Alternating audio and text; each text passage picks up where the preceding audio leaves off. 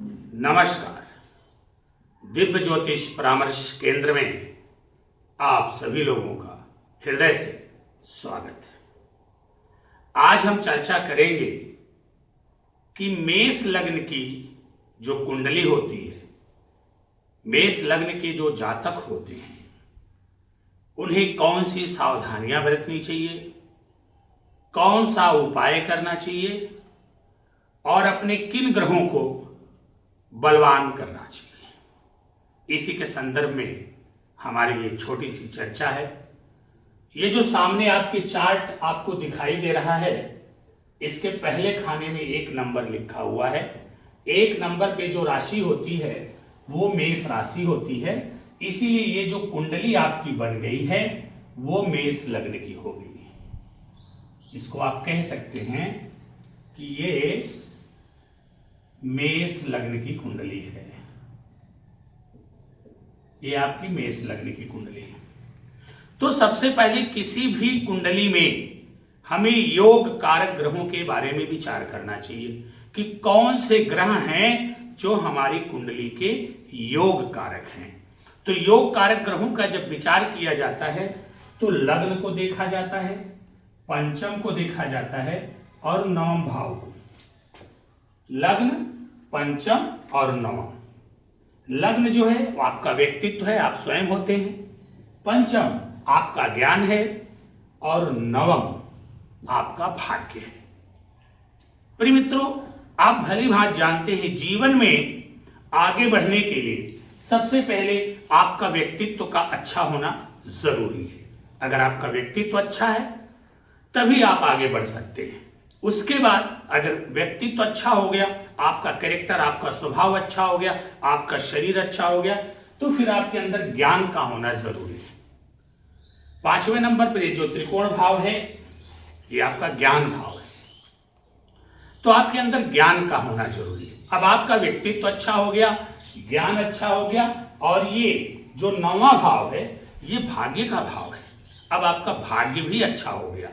अगर ये तीनों भाव अच्छे हो जाएं, व्यक्ति का व्यक्तित्व अच्छा हो जाए और व्यक्ति के अंदर ज्ञान हो जाए और व्यक्ति का भाग्य उसका साथ दे, तो निसंदेह ऐसा व्यक्ति जीवन में आगे बढ़ता है, इसमें कोई दो राय नहीं है। इसलिए किसी भी कुंडली में लग्न, पंचम और नवम भाव के जो स्वामी होते हैं उन्हीं ग्रहों को योग कारक ग्रह कहा जाता है। तो यदि हम बात करें इस कुंडली की जो मेष लग्न की है, तो इसमें जो है लग्नेश मंगल हो जाएंगे, क्योंकि मेष राशि के स्वामी मंगल होते हैं। तो यहां पर लग्नेश जो है मंगल हो गए। और भाग्य भाव में सिंह राशि है, सिंह राशि के स्वामी सूर्य होते हैं। ज्ञान भाव में सिंह राशि है, सिंह राशि के जो स्वामी होते हैं वो सूर्य होते हैं। तो यहां पर पंचमेश यानी ज्ञानेश कौन हो गए? सूर्य हो गए। और जहां तक भाग्य भाव का सवाल है, भाग्य भाव में धनु राशि है, धनु राशि के स्वामी देवगुरु बृहस्पति होते हैं। तो यहां पर भाग्येश जो है वो देवगुरु बृहस्पति हो गए। तो आप लग्नेश मंगल होंगे, यहां पे लग्नेश मंगल होते हैं और ज्ञानेश पंचमेश सूर्य हो जाएंगे और आपके भाग्येश जो है देवगुरु बृहस्पति हो जाएंगे। तो ये 3 ग्रह जो हैं ये आपके लिए बड़े ही महत्वपूर्ण हैं, ये आपके योग कारक ग्रह हैं। इन ग्रहों को हर हाल में बलवान करने का प्रयास करना चाहिए। इसके पहले हमने वीडियो बनाया हुआ है और उसमें बताया है कि कब इन्हें बलवान करना है। मैंने ये कहा कि 6वां, 8वां और ये जो 12वां, इन भावों को छोड़ दीजिए। ये तीनों ग्रह जो योग कारक हैं 6वें, 8वें और 12वें में नहीं होने चाहिए। अगर ये 6ठे, 8ठे, 12वें में हैं तो कहीं ना कहीं लग्नेश का 6ठे, 8ठे या 12वें भाव में चला जाना अच्छा नहीं माना जाता है। और ऐसी स्थिति में फिर हम इनके रत्न को नहीं धारण कर सकते। फिर इनका हमें जप दान करना पड़ेगा। अगर ये तीनों योग कारक ग्रहों में से कोई भी ग्रह, चाहे सूर्य हो, चाहे मंगल हो, चाहे गुरु हो, अगर छठे, आठवें, 12वें में विद्यमान है तो आप इनके रत्न को धारण नहीं कर सकते। आप इनका जप दान पूजा पाठ करेंगे। अब जैसे मंगल, अगर इन छठे, 8वें और 12वें भाव को छोड़कर और साथ में चौथे, देखिए मंगल को यह भी ध्यान रखना होता है कि मंगल लग्न में है, चौथे में है, 7वें में है, 8वें में है, 12वें में है, तो मांगलिक दोष बनाता है। ऐसी स्थिति में भी रत्न धारण करने से बचना चाहिए, मूंगा धारण नहीं करना चाहिए। इन भावों को छोड़ करके मंगल और किन्हीं भावों में हैं, आपके लग्नेश हैं, कमजोर स्थिति में हैं, अस्त हैं, वृद्ध हैं, मृत हैं, तो आप इनके रत्न मूंगा को धारण करें, अन्यथा हनुमान जी की आराधना करें। छोटे भाई का सम्मान करें, मित्रों और बांधवों का आदर करें। अगर आप महिला हैं तो कार्तिकेय भगवान की पूजा करें, कार्तिकेय भगवान की आराधना करें, उनका व्रत करें, जप करें, दान करें। ध्यान देना है कि मंगल यहां लग्नेश के साथ साथ अष्टमेश भी बन रहे हैं, क्योंकि अष्टम भाव में इनकी वृश्चिक राशि है। तो कहीं न कहीं इनका जो आपके जीवन पर फल रहेगा वो मिला जुला फल प्रदान करेंगे मंगल यहां पर। तो कुल मिला जुला करके आप अगर मेष लग्न के हैं तो आपको हनुमान जी की और भगवान कार्तिकेय की आराधना अवश्य ही करनी चाहिए।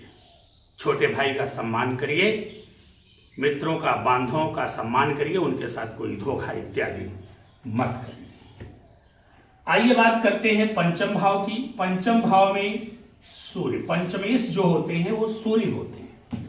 अब अगर सूर्य लग्न में हो, द्वितीय में हो, तृतीय में हो, चतुर्थ में हो, या पंचम में हो, या फिर नवम में हो, या दशम में हो, या 11वें घर में हो और कमजोर स्थिति में हो, तो आप आंख मूंद करके इनके रत्न माणिक्य को धारण कर सकते हैं। वैसे मैंने एक दिन कहा भी था कि मेष लग्न वालों के लिए सूर्य प्रबल राजयोग कारक ग्रह बन जाते हैं, लेकिन यदि इसके अलावा छठवें में है, 7वें में बैठेंगे तो नीच के हो जाएंगे। तुला राशि में सूर्य नीच के हो जाते हैं।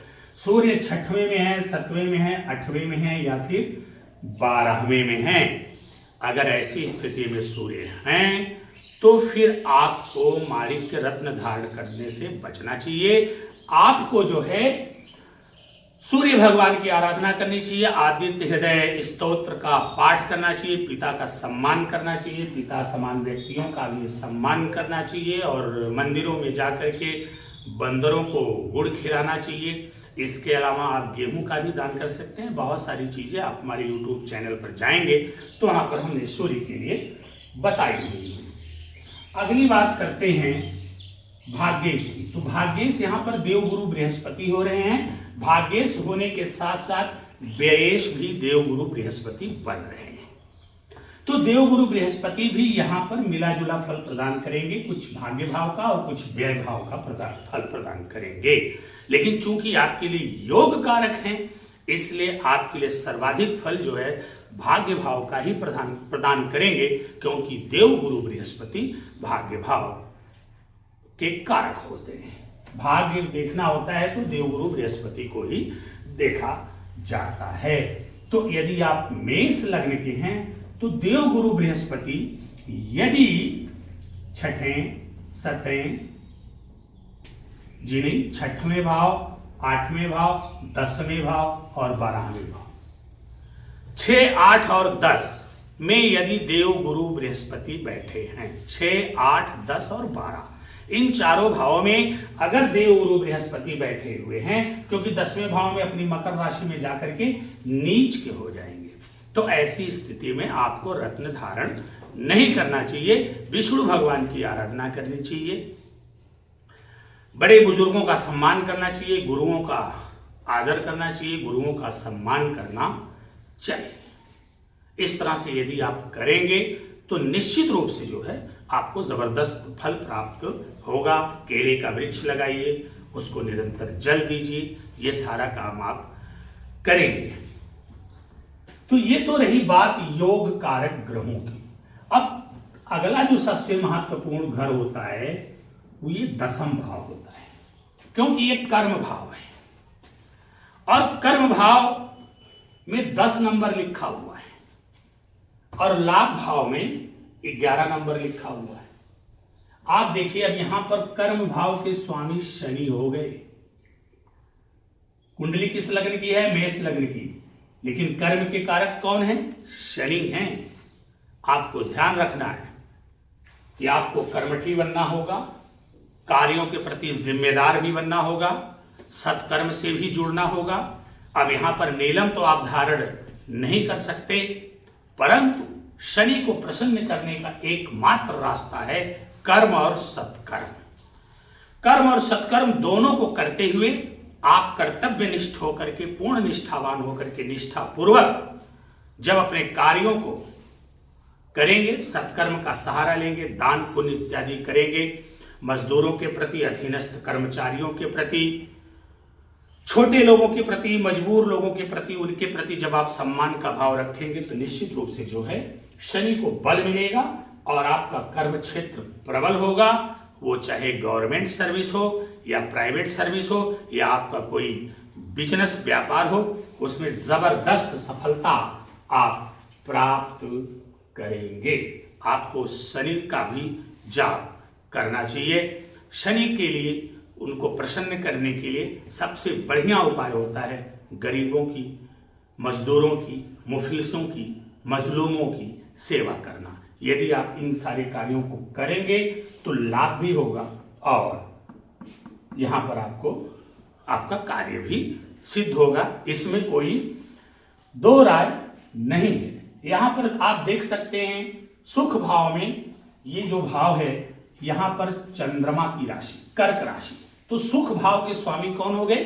चंद्रमा हो गए। अब सुख भाव के स्वामी चंद्रमा हैं तो आपको निरंतर सुखों की प्राप्ति हेतु भगवान भोलेनाथ की शरण में बने रहना चाहिए। अपनी माता का सम्मान करना चाहिए, माता समान स्त्रियों का सम्मान करना चाहिए।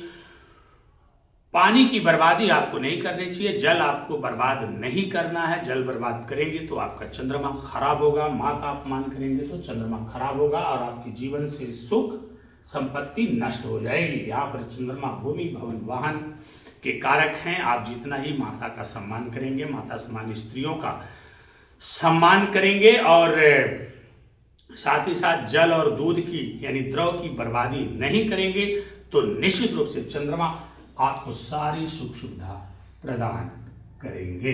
अब यहां पर चंद्रमा यदि बहुत कमजोर हैं, छठें, आठवें और 12वें भाव में विराजमान नहीं है, तो आप इनके रत्न को धारण कर सकते हैं निसंकोच, क्योंकि यहां पर मोती धारण करने से आपके सुखों में, माता के सुख में वृद्धि होगी। इसके अलावा और भी जितने ग्रह हैं उनके रत्नों को आपको धारण नहीं करना है। ध्यान देना है 6वें, 8वें, 12वें भाव के स्वामी। अब 6वें भाव, आपको बहन, बेटी, बुआ का अपमान नहीं करना चाहिए। यदि आप बहन, बेटी, बुआ का अपमान करेंगे आपका बुद्ध खराब होगा, आपका बिजनेस और व्यापार डैमेज होगा।